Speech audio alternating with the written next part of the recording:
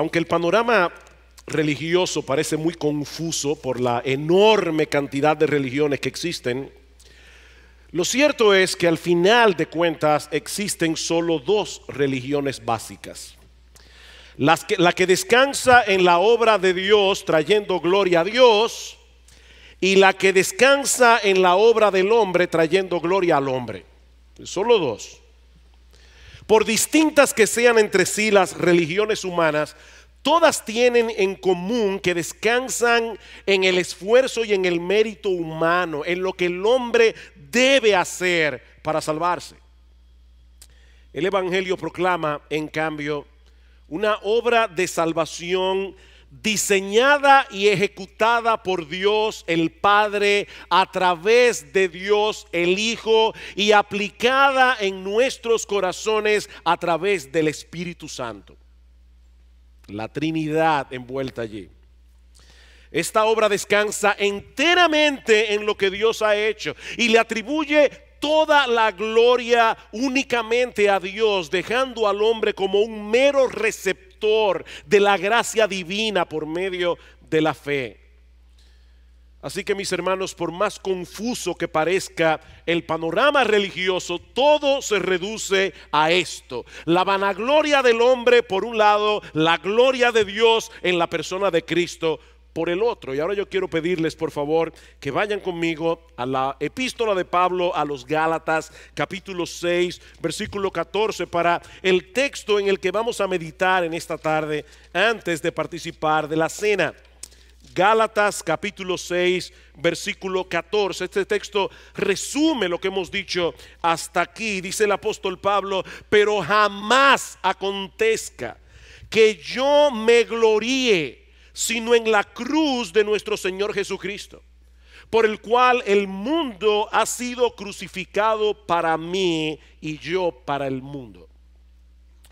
Ustedes saben que los creyentes que recibieron esta carta originalmente, los hermanos en la región de Galacia, estaban siendo presionados por un grupo religioso llamado los judaizantes. Y estos hombres promovían la práctica de ciertos ritos judaicos como un aditamento a la obra redentora de Cristo. Está bien, decían ellos, que ustedes confíen en Cristo, pero eso no es suficiente. Ahora tienen que circuncidarse, porque eran personas gentiles que no habían pasado por ese rito. Deben guardar ciertas fiestas, deben llevar a cabo ciertas ceremonias de la ley de Moisés. De lo contrario, no podrán participar de las bendiciones del pacto que Dios hizo con Israel. Y a través de toda la carta, Pablo quiere hacerles ver que eso era una total distorsión del mensaje evangélico. Nosotros no tenemos que añadirle nada más a la obra redentora de Cristo. Lo que él hizo en la cruz del Calvario fue suficiente para la plena salvación de su pueblo elegido. De manera, mis hermanos, que aparte de Cristo y de su obra redentora, no necesitamos absolutamente nada más.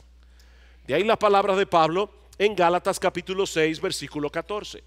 Y hay tres cosas aquí a las que yo deseo llamar vuestra atención en esta tarde. Es algo muy sencillo. En primer lugar, nosotros veremos lo que Pablo veía como una imposibilidad. En segundo lugar, lo que Pablo colocaba en el centro de su vida. Y en tercer lugar, el resultado práctico de esa perspectiva de la vida que Pablo tenía. Pablo dice aquí en el versículo 14: pero jamás acontezca que yo me gloríe en otra cosa. Y esa expresión que la Reina Valera traduce lejos esté de mí, es una negación enfática que lleva consigo la idea de algo que es imposible.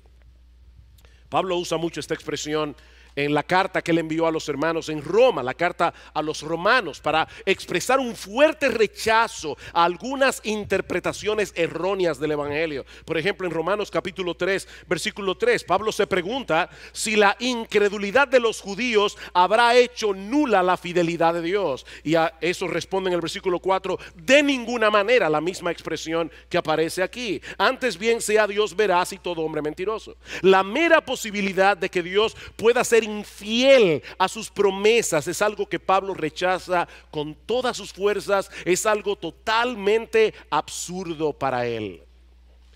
Y hermanos, con la misma fortaleza, Pablo rechaza aquí la posibilidad de gloriarse en cualquier cosa fuera de la cruz. Lejos esté de mí que yo me gloríe en cualquier otra cosa. Lejos esté de mí que yo pueda hacer algo como eso. Y nosotros podríamos expresar esta misma idea en una forma positiva. Lo que Pablo está diciendo es: hay una sola cosa en el mundo en la que yo me glorío. Hay una sola cosa que es motivo de gozo, de alabanza, de regocijo en mi corazón. O si quieren ponerlo de otro modo, lo que Pablo está diciendo en este texto es que él tiene una sola pasión, que él tiene una sola meta en su vida, que hay una sola idea que lo consume, hay una sola cosa que lo motiva. Eso es lo que Pablo está diciendo. ¿Y eso qué es? Bueno, eso nos lleva a nuestro segundo encabezado. Yo le decía que una breve meditación. Lo que Pablo coloca en el centro de su vida. Pero jamás acontezca que yo me gloríe sino en la cruz de nuestro Señor Jesucristo. Si vamos a gloriarnos de algo, no puede ser en nada que nosotros hayamos hecho, sino en lo que Dios hizo a nuestro favor por medio de la muerte de su Hijo en la cruz. Es por eso que la cruz era el centro de la vida de Pablo, el centro neurálgico de la vida de Pablo. La cruz era el eje alrededor del cual giraba todo lo que Pablo era, todo lo que Pablo hacía. Y hermanos, eso es lo que yo quisiera transmitir en esta tarde, que si nosotros entendiéramos más claramente qué fue lo que ocurrió en esa cruz, nosotros diríamos exactamente lo mismo que el apóstol Pablo: lejos esté de mí gloriarme sino en la cruz de Cristo. Yo no tengo otro motivo de gozo, yo no tengo otro motivo de alegría. Mis hermanos, ¿qué fue lo que sucedió en la cruz de Cristo y que llevó a Pablo a decir lo que él dijo? Alguien puede decir: pastor, pero esa pregunta es muy evidente. En esa cruz Cristo nos reconcilió con el Padre. Y es verdad. Cristo compró para nosotros una gran salvación. Y eso es verdad.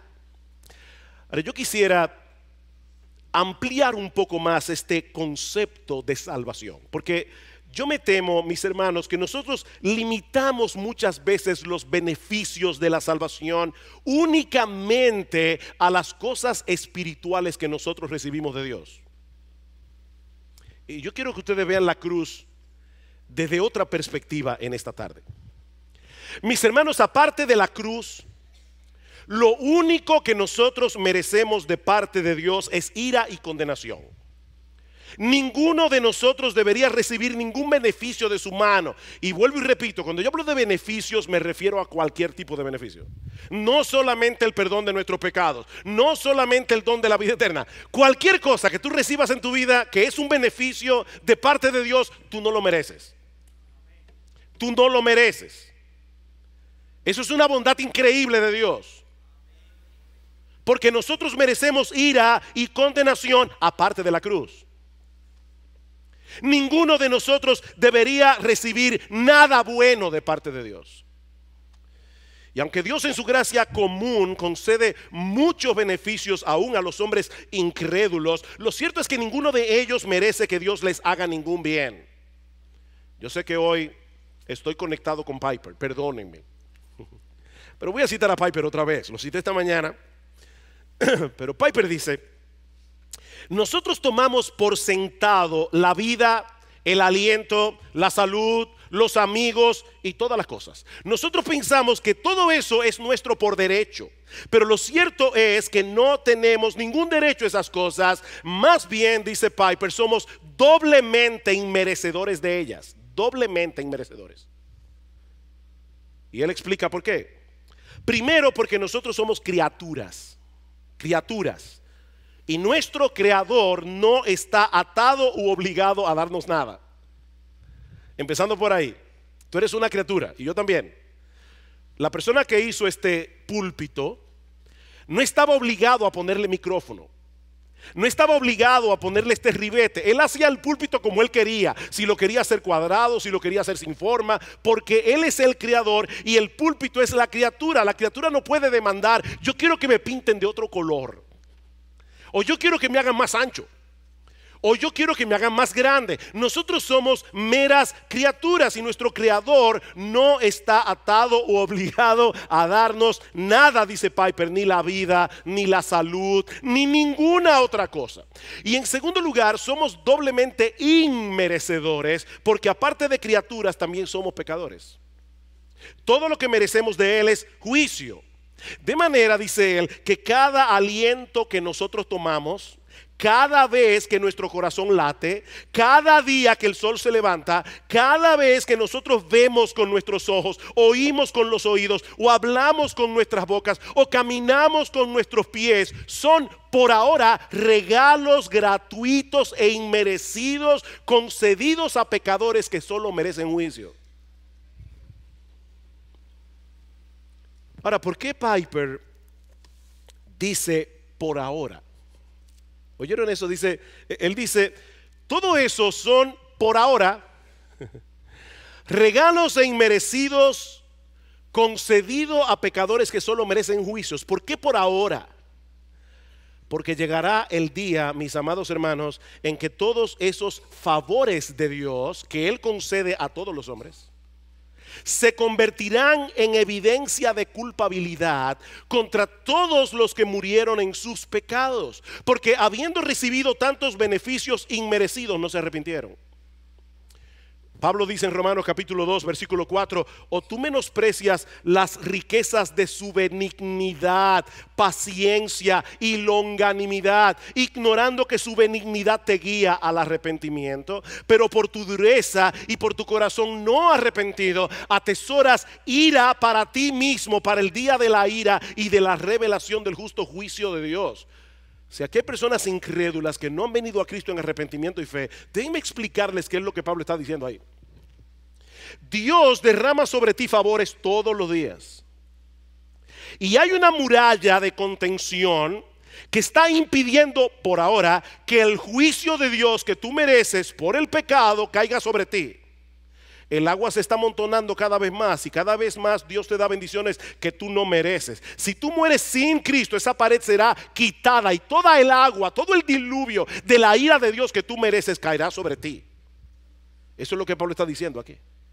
Todos esos dones se volcarán en contra de los pecadores impenitentes para agravar su condenación, porque el Señor se los dio sin merecerlos y aún así no se arrepintieron. Tomaron esas cosas por sentado, como si les perteneciera por derecho. Pero en el caso de los creyentes, eso es completamente distinto. Todos esos dones que disfrutamos cada día de la mano de Dios, en realidad nos pertenecen por causa de Cristo. Porque Él los compró para nosotros en la cruz del Calvario.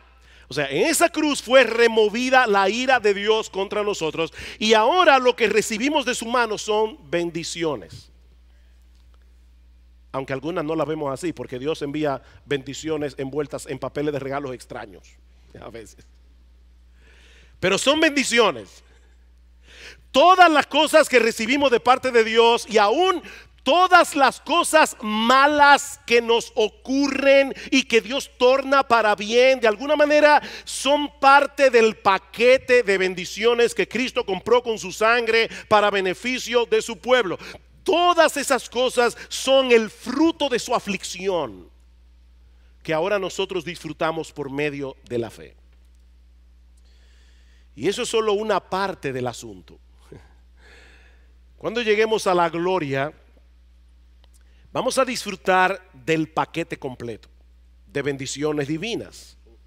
Cuando el pecado sea completamente erradicado de nosotros, removido de nosotros y tengamos un cuerpo glorificado como veíamos esta mañana, para poder disfrutar de la vida gloriosa que Dios ha preparado para nosotros. Y todo eso será posible únicamente por causa de la muerte de Cristo en la cruz. Es por eso que no podemos gloriarnos en ninguna otra cosa. Nuestro Señor Jesucristo merece gloria, merece honor, merece gratitud, no solo porque todos nuestros pecados fueron perdonados y porque se nos ha concedido el don de la vida eterna. Hermanos, Él merece honor, gloria y gratitud por todas y cada una de las bendiciones legítimas que nosotros disfrutamos en esta vida. Él merece la gloria. Todo debe convertirse en un motivo de gloria y gratitud para nuestro Salvador. Y de ese modo se va a cumplir el gran propósito de la obra de redención. Recuerdan que esta mañana decíamos que Dios el Padre había diseñado toda la obra redentora de manera que su Hijo recibiera toda la gloria por todo. Dice Pablo en Colosenses 1, para que Cristo en todo tenga la primacía, para que Él en todo tenga la preeminencia. Hermanos, si somos cristianos, no podemos tener ningún otro motivo de gozo y alegría que no esté relacionado con nuestro Señor Jesucristo y la obra de redención en la cruz. Cristo y la cruz deben ser el centro de nuestras vidas, el punto donde convergen todos nuestros deleites, todo nuestro gozo, toda nuestra gratitud. ¿Y qué resultado práctico debe producir en nosotros esa perspectiva de la vida, que es, por cierto, la única perspectiva correcta de la vida? Bueno, eso nos lleva al tercer encabezado. El resultado práctico de esta visión en la vida de Pablo. Noten el versículo 14. Pero jamás acontezca que yo me gloríe sino en la cruz de nuestro Señor Jesucristo, por el cual el mundo ha sido crucificado para mí y yo para el mundo. Y ahí el resultado práctico. Pablo entendió que por causa de la muerte de Cristo en la cruz y nuestra asociación con Él por la fe, nuestra relación con el mundo ha cambiado drásticamente. Antes de conocer a Cristo estábamos vivos para el mundo, pero muertos para Dios. Ahora es al revés, dice Pablo. Ahora estamos vivos para Dios, pero muertos para el mundo. Tal vez la mejor explicación de lo que eso significa es la que nos da el mismo Pablo en Gálatas capítulo 2 versículo 20. Con Cristo estoy juntamente crucificado, ya no vivo yo, mas vive Cristo en mí, y lo que ahora vivo en la carne lo vivo en la fe del Hijo de Dios, el cual me amó y se entregó a sí mismo por mí. Ya no vivo yo, nuestro yo pecador fue crucificado juntamente con Cristo en la cruz del Calvario. De tal manera que ese viejo yo que merecía ira, que merecía condenación, ese viejo yo ya no existe. Como bien ha dicho alguien, el yo que ahora vive es el nuevo yo de la fe. El yo que ahora vive es el nuevo yo de la fe. La nueva creación vive, el creyente vive, pero el viejo yo murió en la cruz con Jesús. Ese viejo yo antes se gloriaba en un montón de cosas, menos en Dios y en su Hijo. ¿No es así? ¿Tú recuerdas cuando tú eras inconverso las cosas en las que tú te gloriabas? En todo menos en Dios y en su Hijo. Ese viejo yo vivía una vida de autoexaltación. Ese viejo yo veía como lo más importante hacer su propia voluntad. Ese viejo yo procuraba únicamente su deleite, su satisfacción fuera de Dios. Pero ese viejo yo ha muerto. Si somos cristianos, ese viejo yo fue clavado con Cristo en la cruz y ahora vive el nuevo yo de la nueva vida que Dios implantó en nosotros en el nuevo nacimiento. Y de ese modo el poder que el mundo ejercía sobre nosotros fue destronado. Ya el mundo no tiene poder sobre nosotros. Sigue siendo nuestro enemigo, pero ya no es nuestro rey, ya no reina más sobre nosotros. Y hermanos, aunque aún disfrutamos de las cosas legítimas de este mundo, el deleite debe ser ahora contemplado desde una perspectiva completamente distinta. Y yo cito aquí una vez más a John Piper.